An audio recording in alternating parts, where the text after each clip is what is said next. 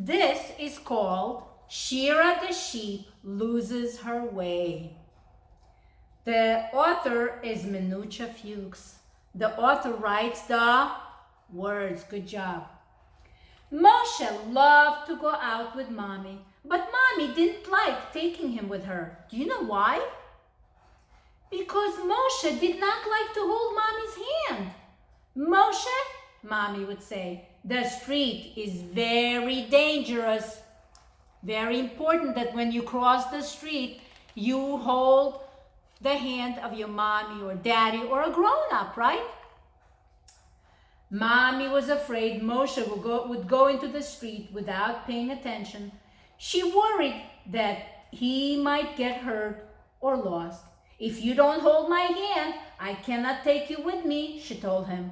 But Moshe did not listen. Then Mommy said, listen, Moshe, I will tell you a story. So she began. Far away behind the purple mountains was a field of green grasses, dotted with buttercups, violets, and soft pink wild roses. Every morning, as the sun spread her golden glow across the sky, a shepherd led his flock of sheep into the field. There he sat beneath a tree and played his flute. All day long the shepherd played music and the sheep wandered through the field, munching on the sweet, delicious grass. Then one day the shepherd saw that the grass was all eaten up, so he took his flock to another field across the road.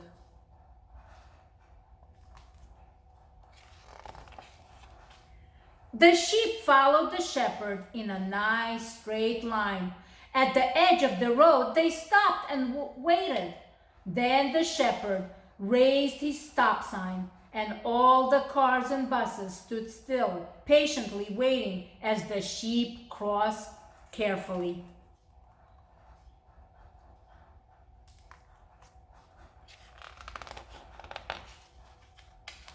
But one sheep was left behind. Shira the sheep did not cross the road with the others. Do you know why? Because Shira was a little sheep who loved to walk by herself. She had wandered off alone to look at all the interesting things in the field. She picked flowers and cattails among the long grasses. She checked her pretty reflection in the pond. She said hello to the frogs and the dragonflies.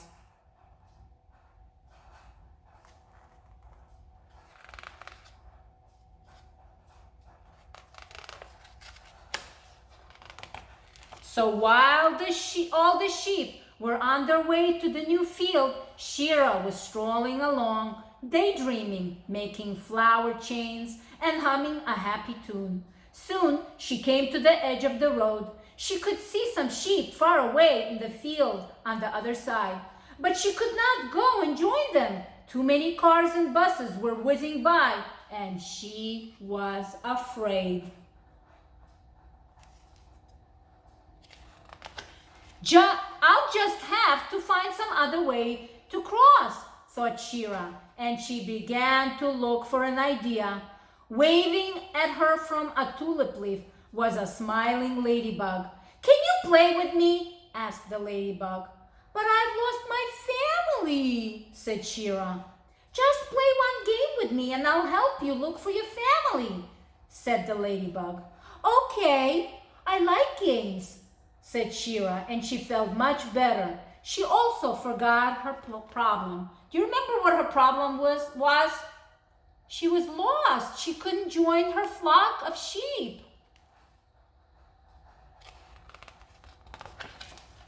Shira played ball with her new friend, throwing and catching when a blue butterfly flew by. Hi, called Shira. Won't you come and play?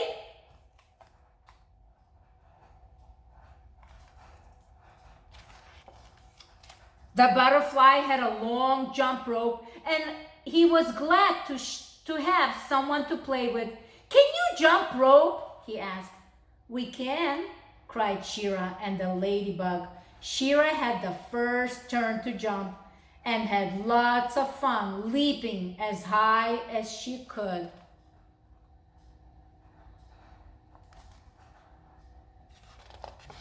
They took turns jumping all afternoon until it began to grow dark. "Bye now," called the butterfly, and he fluttered away. "I have to go home too," said the ladybug. "Oh no," said Shira, starting to cry. "It is almost nighttime and I need to find my family."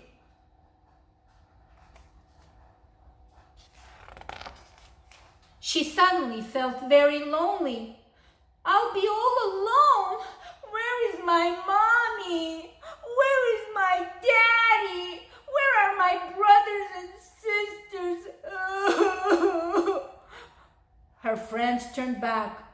"Can we help?" they asked. They looked around. They saw dark shadows everywhere, but no sheep.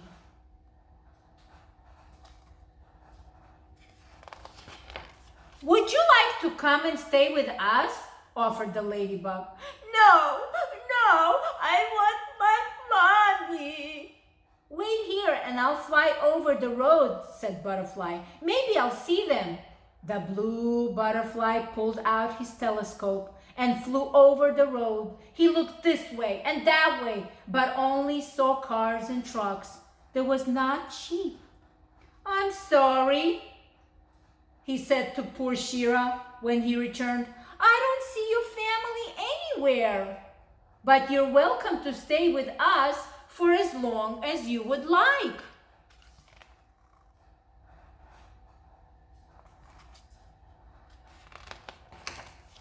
Shira cried harder. "Wait," said Ladybug friend. "I will run to my mommy and daddy and ask if they have seen your family."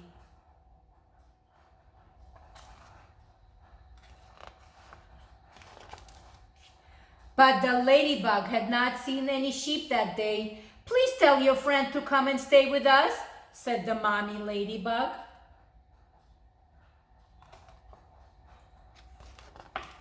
Shira did not want to live anywhere but in her own home, so her friend sadly left her. It grew darker and the fields became very quiet. No cars or buses drove by to break the stillness. Then all at once, Shira raised her head. She heard soft sounds. Meh, meh, meh. Who do you think that was, guys? Who do you think that is? "They are coming!" shouted Shira, leaping to her feet. She raced to the edge of the field, and there they were, her mommy, her daddy, her brothers, her sisters, all her family coming towards her. She hugged her mommy tightly.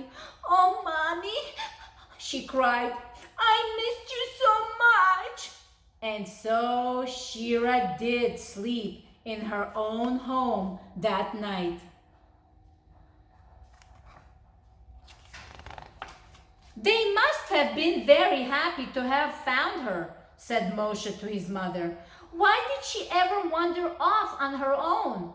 Mommy smiled and took Moshe's hand. "Shall we take a walk outdoors?" she asked. Moshe held Mommy's hand very tightly and said, "Yes, and will you tell me a story again?" See, this time, Moshe learned that it's very important to hold mommy's or daddy's or a grown-up's hand when you cross the street or when you go outside where there are trucks and cars, right? Should we run out into the street when we lose our ball? No, that is not safe. You stay safe and you be good listeners for mommies and daddies. I love you.